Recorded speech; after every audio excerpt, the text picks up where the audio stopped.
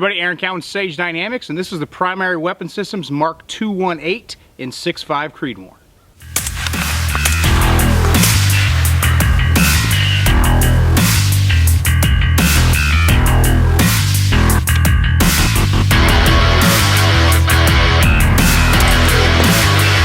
I've been shooting for Primary Weapon Systems for about 2 years now. I went to them because I liked the long stroke piston system that they use for the AR platform. I previously, well I actually still do, have the Mark 214 in 308, which is a favorite gun of mine because I like to be able to be accurate with the 308 round is going to give me out of the match barrel that 214 has, but I wanted something as compact as possible but still be able to reach out to the distances I expect from the 308, and that 14.5 inch barrel on that Mark II, you've seen it pop up in videos from time to time. I use it for certain reviews, mostly suppressors, is definitely a gun that can do that.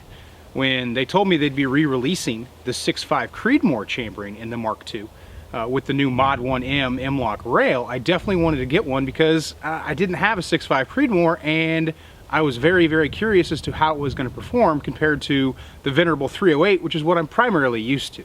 The Mark II and the Mod 1M configuration carries over from the newest generation of the Mod 2 in the 5.56, 223, 300 blackout, meaning that the gas system is progressive venting with 3 positions instead of the 4 that you're used to on the original Mod 1, which I at first was a little apprehensive about. I liked the 4 position. It gave me more tuning, fine-tuning ability. But what I found when shooting the Mod 2 was that the progressive venting, I didn't need 4 positions. I had 1 position, open gas, for unsuppressed, or certain suppressors liked the 1 position as well. With the 2 and the 3, it gave me the ability to tune not only the recoil impulse, but feeding and ejection when shooting suppressed when a high pressure versus a low pressure can. Using the 6.5 round on the Mark II, I shot both unsuppressed and suppressed.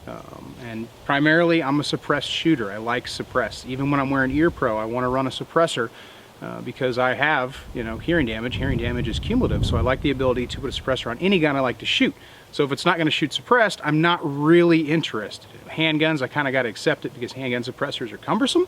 But with a rifle, I don't see any really good reason, for the most part, to shoot unsuppressed. So being able to suppress 6.5 Creedmoor, in this case I'm using the Gemtech Tracker, which is a really good can for this platform. The AR-10 has been, in the history of the AR-10, has been plagued with myths and sometimes truths of inaccuracy when compared to a bolt gun. Well, it's not a bolt gun, so it's not necessarily going to give you the same accuracy that a bolt gun is capable of. And the 6.5 round is definitely popular in bolt guns, especially on the PRS circuit.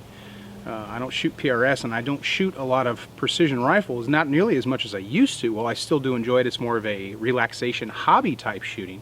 I really wanted to stretch the legs on the 6.5, and not only stretch the legs at distance, but also see just how precise I could be at those distances.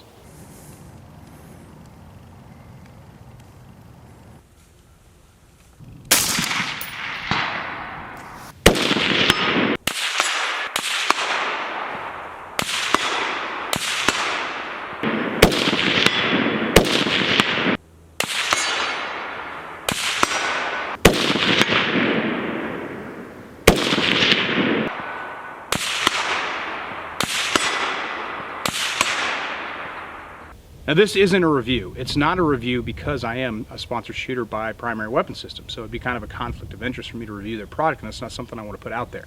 But it is an informational on the platform for those of the people who are interested in it. In an AR-10 platform shooting 6.5, some of the concerns that are generally out there are reliability and accuracy. I'm here to tell you that reliability hasn't been an issue during the time that I've had the 6.5, and as far as accuracy goes, I'm getting the same or better accuracy out of the 6.5 that I'm getting out of my 308 Mark II 114, or Mark 214 rather, because it's 14 inch. That's how the numbers work. Half MOA to MOA depending on conditions. I did notice when I put the suppressor on it that my groups tightened up considerably more, which is something I generally see with direct thread cans, high quality cans. They tend to help normalize and add consistency to the overall accuracy of the platform until the can gets really, really hot anyway, and then mirage is an issue, and some other factors are at play as well. But I was very pleased with the overall accuracy of the 6.5 round out of a semi-automatic AR platform. The recoil pulse and just the moving parts that you get from an AR versus a bolt gun generally lead to a less accurate platform. Although technology and machining processes have improved, and you're starting to see these semi-automatic guns eke into the accuracy that you expect at a bolt gun, and this 6.5 and the Mark 218 is definitely no exception. Another topic that's certainly worth addressing is the myth that piston guns are inherently more inaccurate. You would be surprised how many piston guns are actually out there. Platforms that you may not even think of as being piston guns may actually be piston guns. The AR platform is predominantly and historically a direct impingement system, even though if you go by the technical definition, what a piston is, that's piston 2. But that's a different conversation. Shooting the long stroke piston. And the long stroke piston differentiates itself from a short stroke piston in one very, very important way. It is gas on a rod versus gas on metal on metal. So the actual carrier itself has a continuous carrier key, if you will, that leads all the way up to the gas block.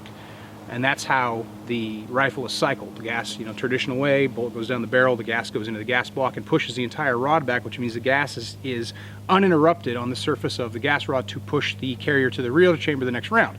Whereas a short stroke piston is gas into a rod, into a spring, and then into the carrier. So it's metal on metal. I like gas on metal. It tends to provide a softer recoil pulse, and it doesn't make the gun beat itself up as much.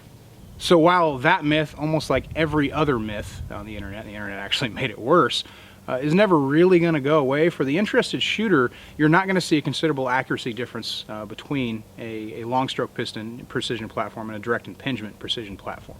I'm shooting, like I said, half MOA to MOA. The best groups I was able to get out of this gun were sub half MOA, 0.35, 0.45 region, when the weather and all the conditions permitted me to shoot that well. So out of a semi-automatic AR-10-ish platform, it's really hard to ask for more accuracy than that, because, I mean, half MOA is bolt gun territory for really high-quality bolt guns. Some can get even more precise than that. But if I'm getting an MOA out of a precision platform semi-automatic, I'm a happy shooter. One thing that's definitely worth mentioning, I definitely found out on my own, is quality glass. You really need good glass on the 6.5 platform, especially I found out with the Mark 218. Initially put one of my old Mark 4s on it, 2.5 to 14, or 4.5 to 14, I believe. The Mark 4 is a great optic, but it's definitely showing its age. So I found that I wasn't able to do what I wanted to do as precise as I wanted to do it at the distances I wanted to do it at. So I went to Kinsey's Optics and picked up Leupold's new Mark 5. Now the Mark V allowed me to reach out and be very, very precise on very, very small targets at extended distances. So the glass is definitely part of the package.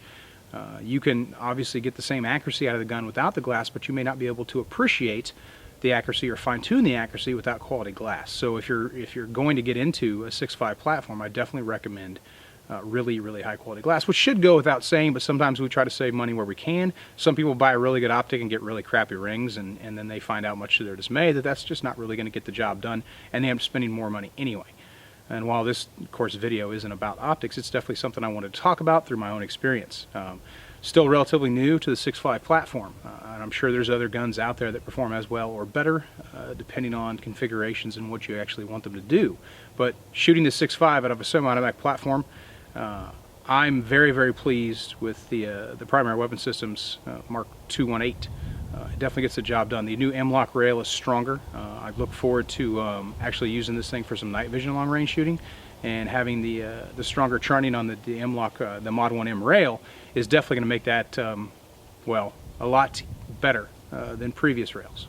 Now the Mark II chambered in 6.5 Creedmoor is available now. It's no longer a once or twice or 3 times a year limited run like it used to be in the past. Now you can just get it whenever it's in stock. So you can check out the Primary Weapons web store or one of your retailers that carries primary weapons and have them get you this gun. Because if you're looking for a semi-automatic that shoots a 6.5 Creedmoor round, or you know, an AR-10 and long stroke piston for your 308, you really can't go wrong with primary weapon systems. I'm Aaron Cowan with Sage Dynamics. Train accordingly.